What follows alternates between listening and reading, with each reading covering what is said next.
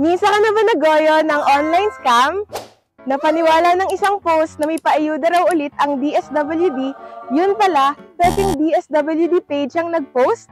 O kaya ay napabili ng health supplement dahil ine-endorse daw ng idol mong doktor sa social media, pero yun pala, hindi niya ine-endorse at hindi rin registered sa Food and Drug Administration?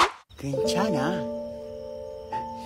괜찮아요. Kung oo ang sagot mo, pues, let me introduce you to paano hindi mabiktima ng online scams. Because come on guys, it's 2024. Hindi porket may picture o video ng idol mong doktor sa social media, government official, o sikat na artista ang isang post na nagbebenta sa'yo ng gamot o health supplement, totoong ine-endorse na niya yung produktong yon. Baka kasi edited pala yung picture gaya nito, o ni-recycle at ginamit sa maling konteksto yung luma niyang video gaya nito. Major red flag din kapag yung post na nagpo-promote ng gamot o health product gumagamit na ng attention-grabbing na mga linya gaya ng ito na ang miracle drug na matagal na itinatago sa iyo ng mga all-natural ingredients with zero side effects. Instant weight loss ba ang hanap mo? Ito ang sagot. Reminder ng Department of Health, ang mga legitimate na health product hindi nangangako ng mabilisang paggaling. Para sure at hindi mapahamak, i-check mo muna kung yung produktong pinopromote ng post ay registered sa FDA. Kasi kung hindi yan registered, huy, tanggalin mo na yan sa cart mo.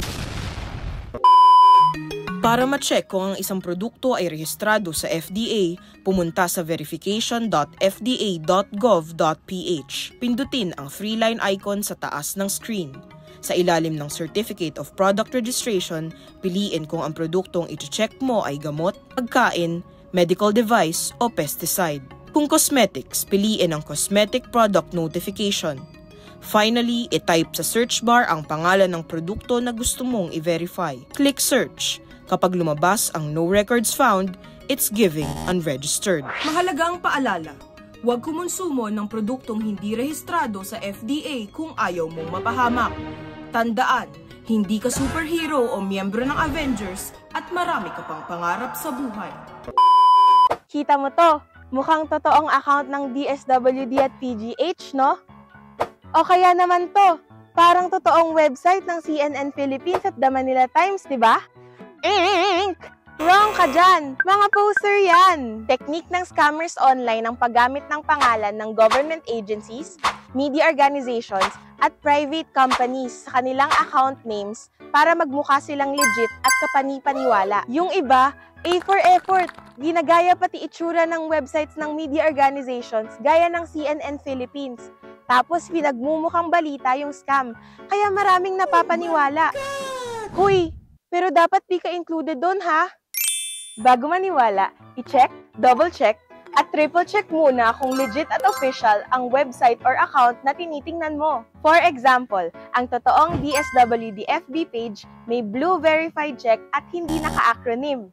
Ang URL naman ng totoong CNN Philippines website ay cnnphilippines.com lamang at hindi kung anong imbentong URL. Malinaw? Meron din dyan mga post na magpaparaffle daw ng cash prizes, ayuda packages, at home appliances. Pero bago ibigay ang premyo, hihingin muna ang personal information mo. Daig pa ang nagda-national census sa paghingi ng buong pangalan, contact number, email address, home address, trabaho, pangalan, asawa, bilang anak, date of birth. O kaya, pinapaklikan ng link papunta sa isang registration form na nangongolekta hindi lang ng personal info mo, kundi pati ng bank at credit card details mo. O pinakasimple sa lahat, sasabihan kang mag-send na lang ng message sa kanilang account para malaman mo kung paano makukuha ang ayuda. Ang dali, no? Yan ay dahil it's too good to be true. Hindi lang yan scam. Baka modus operandi na rin para nakawin ang pera mo at gamitin ang identity mo sa masamang paraan. Kaya wag basta-basta magbibigay ng personal information mo, lalo kung hindi ka sigurado kung kanino ito mapupunta at saan ito gagamitin. Panghuling tip, wag magpadala sa emosyon. Tama nang pinahamakan ng emosyon mong yan dati. Say that you're fine when you're not really fine. Main target ng scammers yung emotions mo. Kaya yung pinapakalat nilang mga scams, magagaling mang trigger. Sobrang sasaya ka kasi akala mo, finally, may miracle drug ng gagamot sa sakit mo in as fast as 3 days. O kaya sobrang ma-excite ka dahil, yehey! Nakasale yung smartwatch na nabubulok na sa cart mo. Bago pa humupa ang emotions mo, na-click mo na pala yung order now at official ka ng biktima ng scam. Ang moral lesson, check your emotions para hindi maloko. Tandaan ng 5 tips na ito para hindi na ma-fall sa maling tao. Para hindi na ma-fall sa online scams. Mag-ingat sa posts na gumagamit ng edited pictures at recycled videos ng sikat na doktor o personalidad. Ugaliing i-check kung ang gamot o pagkain na ibinebenta sa'yo ay registered sa FDA. Siguruhing legit account o website ng government agencies, media at private companies ang tinitingnan mo. Hindi poser. Huwag basta-basta ibigay ang iyong personal identifiable information para iwas identity theft. Kumalma. Huwag magpadala sa emosyon at mag-fact check muna bago maniwala sa kahit anong impormasyon. Because our victim era is over and we'll make sure na ang 2024 natin ay scam-free at facts only. Kasi sabi nga ng NCT 127,